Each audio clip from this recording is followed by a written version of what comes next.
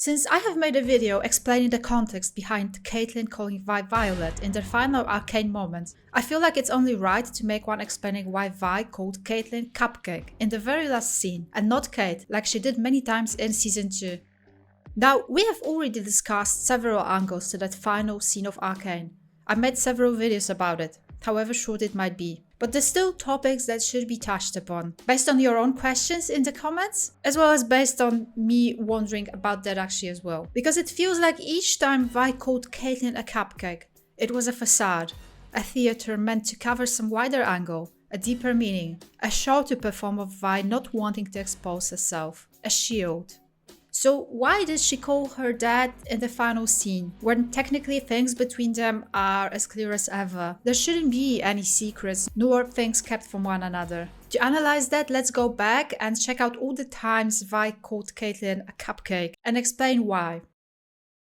Obviously, the very first time Vi used that word was in brothel when, upon probably already realizing Caitlyn is someone she finds attractive, Vi wanted to feel the ground, at the same time not exposing herself, not showing her she's interested, especially with Caitlyn being an enforcer, part of an organization Vi despised. So instead, she used a word that's verbally putting some distance between them. You're hot, Cupcake. Interestingly so, simultaneously physically getting closer to her, and told her she's hot, asking if she prefers men or women, pretending it's for the good of the mission. Of course, she both sent a message and was expecting a message back. It's only natural, surely even within the Runeterra queer community, to have to first find out if someone's even gay prior making any moves, and that's what she did. She also, needless to say, used a word that she has been using in the League of Legends lore for many years prior Arcane. Cupcake? Oh, was that supposed to hurt, Kate? And also a word that's supposed to describe someone who's attractive, that goes without saying. Caitlyn, being much more confident than Vi gave her credit for, despite her awkwardness, not only understood both sent messages, but also indirectly replied by entering a room with a woman, where she both looked like herself, surrounded by nature and hunting attributes, as well as felt incredibly confident with a woman, contrasting to how awkward she was next to the guy Pim. Now, I'm sorry if I'm repeating things that I have already said in some of the previous videos, but obviously I have to assume that not everyone has seen all the videos. That's why some things need to be said again for the context. Second time Vi called Caitlyn Cupcake was right after Vi went rogue, left Caitlyn in the brothel to follow Sevika and was hurt as a result of their fight upon finding out Jinx is not being held by SirCalcu, that she's working for him. Won't serve as a symbol of Vi's painful realization, and it could have ended up much worse than that if it wasn't for Caitlyn saving her. Again, both literally and symbolically. She shot Sevika and approached Vi, who very much needed help, but did not want to admit she does need Caitlyn, nor that she left her and felt guilty about it. And finally, admits she was defeated when she probably cared about giving a strong impression. Instead, there she was, on the ground, needing support. You gonna help me out, Cupcake? Stop calling me that. My name is Caitlyn. But you're so sweet. That's why she went for Cupcake once more, and in return Caitlyn told her her real name. What I love about this moment is also the fact Vi kept teasing Caitlyn and kept calling her Cupcake, going against her direct wish to not call her that.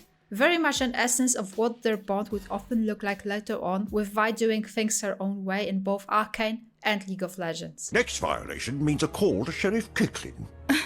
Sheriff Cupcake can't be mad at me.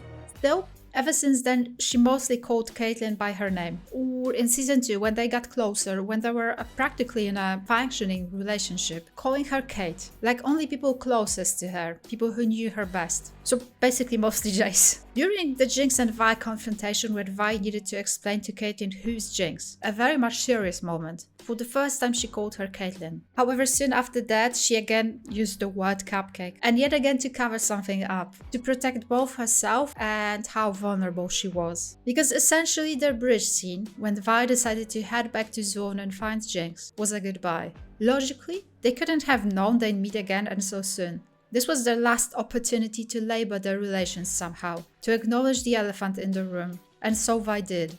As much as Caitlyn was the one who initiated their physical embrace with her desperate hug, Vi was the one who first named what was already happening between them in a very much non-verbal way. Because if you close your eyes, you'd only hear the words, It's been real, Cupcake. Thanks for everything. which could have been easily misinterpreted as a sign of friendship and mutual respect. But the way they acted, the physical contact between them, was essentially a confession Vi was not ready to perform as directly as she could have. So instead of saying upfront separating from Caitlyn hurts her, that she doesn't want to leave her behind, she again hid herself under a word that was meant to be an inner joke, but in its essence a very real admission of attraction and appreciation. And Echo was sort of there, like awkwardly watching them, so there's that. Running on the bridge towards Caitlyn when she thought she was wounded, she again used her full name. Of course, it would have been slightly weird if she yelled the word Cupcake, but when she had to say goodbye once more, what can only be described essentially as their breakup, again she needed to use a verbal shield. Piltover failed her. She was not able to get the council's support, and her decision was to leave this mission behind, to leave Caitlyn behind, and go back to Zone.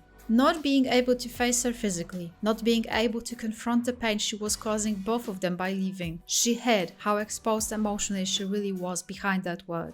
Do yourself a favor, Cupcake. Go back to that big, shiny house of yours and just forget me.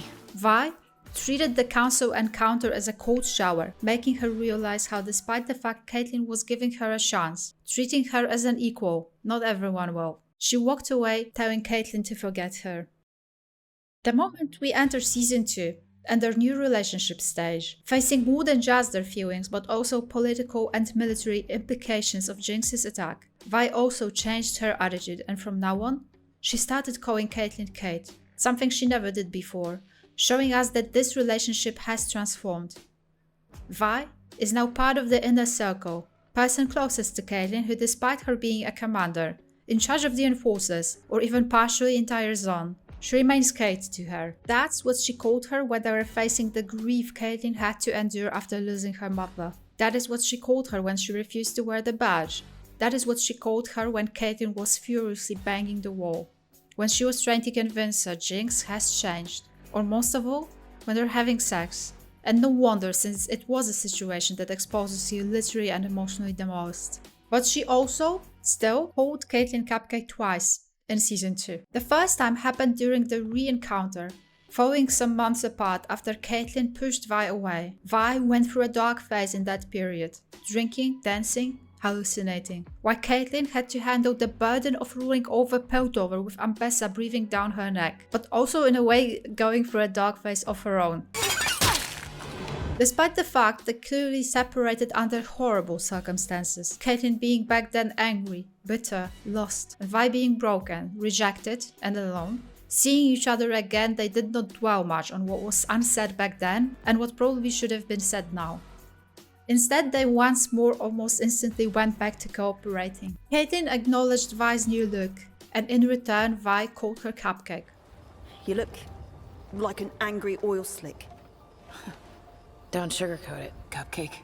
Underneath the verbal layer of that word, hiding just how painful being away from Caitlyn was to her, how seeing her again meant everything, and how she's still very much in love. And so was Caitlyn. Her visual reaction to the word, the expression on her face, her eyes, spoke volumes of not only how she understood Vi was still in, but also how much she missed her. Actions that followed proved no less than that, selling Ambessa out, immediately helping out Vi, even if eventually it meant cooperating with Jinx. But then so powerful, Caitlyn literally betrayed her own government. Having said all that, we reached the final time when Vi calls Caitlyn Cupcake. And if you had to, let's say, play a game and pick which one of these times don't fit the others, it would be by far this one. Because this is not only final scene of Arcane, it's also their final scene together, one that grounds them in their default position of being together and working together.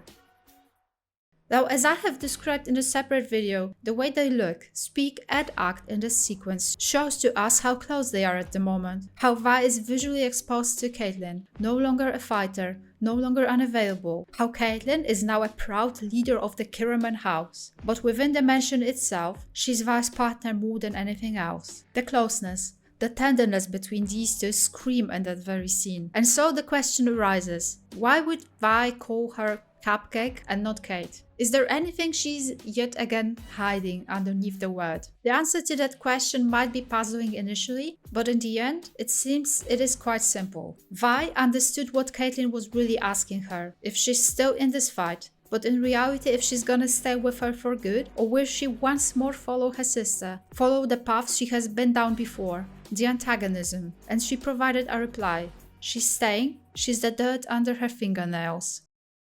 By saying Cupcake, Vi did not want to shield herself. She wanted to protect Caitlyn from the pain she's going through. Pain after having lost Jinx, after having lost Vander, and yet again. She wants to be there for Caitlyn, and she is, but she also has a lot to process, and she was giving her space to properly do so like she was never given prior this day. When you think of the word Cupcake, think of it as a shield protecting Vi from how overwhelming her feelings were at the moment, how much she wanted to hide them. Except I think in this very last sequence, it's not just a word that's meant to protect her, it's a word that's meant to protect both of them. Make Caitlyn think that everything's okay. It's a gesture, showing us Vi does not want to burden Caitlyn with what essentially is hers to carry. But at the same time, being there, as exposed as she is, her statement grounding she's in it for good, it's also a sign they're in their default position now. And phrase itself is no longer meant to create a distance between them. So while all the other times the word was used coming from a place of fear of showing these emotions to herself and to another person, exposing just how vulnerable she was. This one, the last time, it did not come from a place of fear. It came from a place of protection and love. Thank you so much for watching. Make sure to check out all the other essays, there's like a lot.